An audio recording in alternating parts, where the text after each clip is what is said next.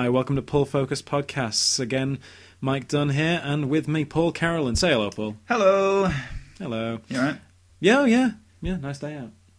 Yeah, shame we're locked in here. Yeah, talking about Quentin Tarantino's new one, Django. Oh, Quentin! Sorry. Yeah. Before we get into that recent rant that Paul seems to have stored up. No, line it up. Django Unchained, the 8th film is this now for Quentin? I don't care. Yeah, the eighth film by Quentin Tarantino. Well, no, because he's done other bits. He did a segment of 4 Rooms. He pretty much did Dusk Till Dawn. But he doesn't need to say that. The 8th directed film. 8th, specifically the 8th, in nearly 30 years. That's not impressive. What was his first one, 92? Well, 25 years. No, carry on. Anyway, the story is of Jamie Foxx being a slave in the 2 years before the American Civil War, about like mid-1800s. Freed by dentist turned bounty hunter Christoph Waltz, and then You don't get a lot of dentists turned bounty hunters in films, do you? No, he is an original chap. I'll give him that. A unique bounty hunter with specific skills. And a lovely, lovely beard. He does have a lovely beard, hopefully grown by himself. But anyway, they try and take on Leonardo DiCaprio's evil plantation owner, Calvin Candy, who owns Django's wife, unfortunately, played by Kerry Washington, and who's called Broomhilda, if I do remember correctly. Yeah, I think that was so they could sort of crowbar in a German element to Christoph Waltz's character. To complement Christoph Waltz. Yes, but yes, a lot of violence, a lot of gun-toting. Tarantino's first Western, and apparently he wanted it. He made it so that the black people of America have a Western hero. Apparently they don't have a Western hero themselves. Have you seen Wild Wild West? I have seen Wild Wild West, and I wouldn't count Jim West as a hero to go down in black American folklore. But Django Unchained. Paul, your thoughts, being a Quentin Tarantino fan yourself? Yes, I think that's why I didn't get on with it, because I'm a Quentin Tarantino fan. I mean, the first thing, we went to see it last night together, and the first thing I said to you when I came out was, I felt so much better coming out of Inglourious than I did coming out of Django. And I think the first Tarantino film I saw at the cinema was Kill Bill, and from there I think I saw them all, and I just didn't get the same buzz I usually get off coming out of a Quentin Tarantino film. I mean, it was good. There was good elements to it, but there was a lot of faff with it as well. I think it seemed to be too long for its own good. It did. There was a very sort of significant closure point that they could have taken. Yeah. I mean, without giving too much away, when Leonardo DiCaprio and Christoph Waltz, sort of finished their segments, it could have ended. You know what I mean? I agree. It carried on for about another half hour, 45 minutes, which was, we just got introduced to characters who were meaningless. They didn't add anything to the plot, and then the ending, it just got a bit silly. It was quite a nice little tight story they had going, and then it just went west. No pun intended. No pun intended. Yeah. I agree.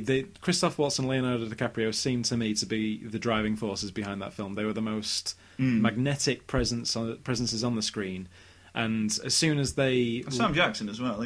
Sam Jackson. But I mean, he only came into it about halfway through. But I mean, like, Christoph Waltz was, I mean, like, when he partners up with Django, he's the voice, and Django is the eyeball, as they say. He gives him the eyeball, and Christoph sort of the man with no name type of. Exactly. So when you're left with the man who doesn't speak after exactly, it's not really that interesting for me. I felt like up until Christoph Waltz and Leonardo DiCaprio left the film, that was the film that Tarantino wanted to make, and yet he came back thinking, I would really like to see this in a Western, and put this scene in after. Yeah. Or I'd really like to see this in a Western, we put that in. We'd like to see this in a Western, put that in, and carried on. And then there was a segment where he cast himself alongside Michael Parks, which was a bit... And it was sort of like, because I know he's got a bit of an obsession with Michael Parks, it's like he made the film and thought, oh my god, Michael Parks he hasn't been in it. We bet somebody get on the phone to Michael Parks, Neither have I. To do a bit part, I need to be in it again. I need to be in it with a really Australian, awful accent. But, I mean, like I said, I think, for me, it's because that last end sort of 45 minutes was at the end, because if it had ended at the closure point 45 minutes beforehand, I would have come out feeling great. Yeah, but it's just film. It was like, I pretty much had my coat on after that bit. I was like, right, that's got to be the ending. Oh wait, they're going somewhere else to Right, it's Quentin. Does it bring back Return of the King for you? Is it just like another false ending after false ending when it should have been finished? It wasn't that bad. If you didn't hear that was Paul whispering. It wasn't as bad as Lord of the Rings: Return of the King, which is blasphemy for me anyway. There was good merits to it. The soundtrack was fantastic as always. And really, the rap. Yeah. The rap in a Western? Why not? The gangster rap? Rap in a Western. He's got David Bowie in a World War II film, you know what I mean? He can have rap in a Western if he wants. Oh, it just didn't... It seemed to be Tarantino's obsession with black culture coming back again, and I feel like he has a bit of obsession with the N-word, that's for sure. Yeah, that got tedious for me. It was a bit overplayed. I felt like at first it was to give it genuine authenticity of the time. Yeah. And like, oh God, we're not used to this, but then I felt like he was just doing it just to shock. Well, yeah, I think as well in all his other films, it's usually used as like a term of endearment between Sam Jackson and maybe Ving Rhames. You know what I mean? But it's just that it was used so aggressively so often. It's not just that I had a problem with the word. It's got a bit boring. It's like, expand your vocabulary past this word. Yeah. But I think the good thing about it as well was it was possibly the first, well, maybe Death Proof, possibly the first linear film he has that goes from A to B. Without deviating from C to D and then back to A and stuff like that. Yeah. Which was good, and the fact it was set when it was sort of reeled him in a bit from referencing pop culture, because, you can't, in Wild West, you can't go riffing about Madonna and Burger King and stuff like that. Yeah, the staples of the Tarantino film, really. Yeah, so, I mean, and there was really, in parts, great dialogue. I mean, there's a scene with a sort of a Ku Klux Klan tribe who were about to plan an attack featuring Jonah Hill in a cameo, which was just the best dialogue I think he's possibly written. It was really good, and same with Christoph Waltz. He had all the best lines. When Christoph Waltz speaks Tarantino's words, I feel like there's a great chemistry there, and he writes some fantastic words for Christoph Waltz to say. Yeah, which is why it was a shame when he sort of left the film, because it was like him and Leonardo DiCaprio between them had all the best lines. Yeah, they really did. And all the best interactions. Yeah. Yeah, I don't think... I mean, obviously Jamie Foxx is a great actor, but I don't think his character was interesting enough. No, he wasn't fleshed out enough to... No. To have the conclusion of the film rest on his shoulders. He wasn't built up enough. Even though his name was sort of in the title. Yeah, he was just still... It was still about him trying to get his wife, but they didn't really give him enough speaking... Well, enough fleshing out of his character, I felt, personally. But yeah, I think there could be a great director's cut of that film if they trimmed it down. And, definitely, yeah. But as far as it stands up against the others, it's one of his weaker films, I'd say. Yeah.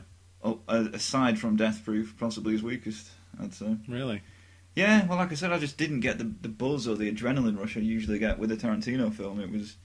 It was just missing something. And I did in the beginning. I felt like the opening scenes were reminiscent of like Tarantino of old, and I was really enjoying them.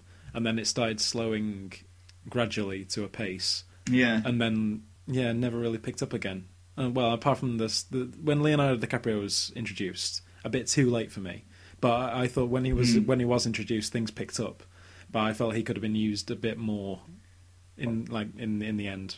Well, I think he used Sam Jackson amazingly and quite surprisingly, because the sort of character he played is so different from every other character he's played in a Tarantino film. It was a great performance on his part, and I'm glad he had quite a large role in it once he was introduced. Yeah, because it could have been a bit of a throwaway character, but I'm glad he went back to the Sam Jackson of old, of like when Tarantino's used him to his best ability. How old is he, Sam Jackson? Because he looked ancient in that.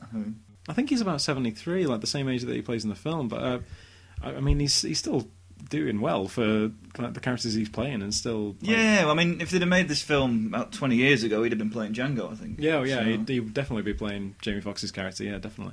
So, I mean, conclusively, it's not the best Tarantino film. That's fact. I mean, no, that's true. I would recommend it, but I'd be prepared if you are a Tarantino fan, because I think it is a good film. But even a bad Tarantino film is good by most standards. You know what I mean? Because I think Death Proof got slated, but I enjoyed it. It was still a good film. You know, it's a perfectly feasible slasher film. But by Tarantino standards, not great. What would you give it out of 10? Well, the first half of the film I think is a very good Tarantino film, so I'd give that like 9 out of 10, I'd say. But the second half, after Christoph and Leo, it just lets it down so much. I'd say it's like even a 4, 5 out of 10. So together, I'd have to say it's about 6. Just because it lets it down. It's not good, is it? No, Yeah. the last 45 minutes doesn't need to be there, and it just lets it down, unfortunately. Yeah, I'd give it, I think, 2.5 out of 5. I mean, it's not a 2.5-star film, but it is a 2.5-star Tarantino film. Yeah, so you expect better.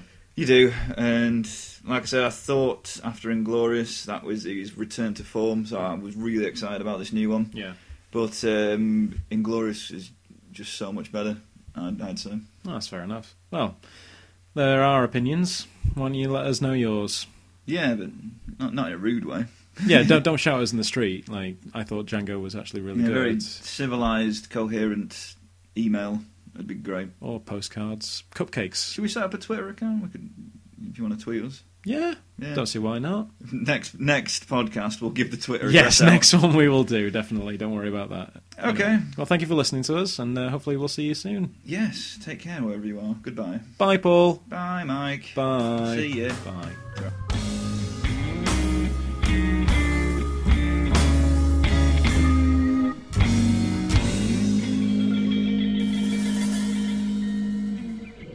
Quentin!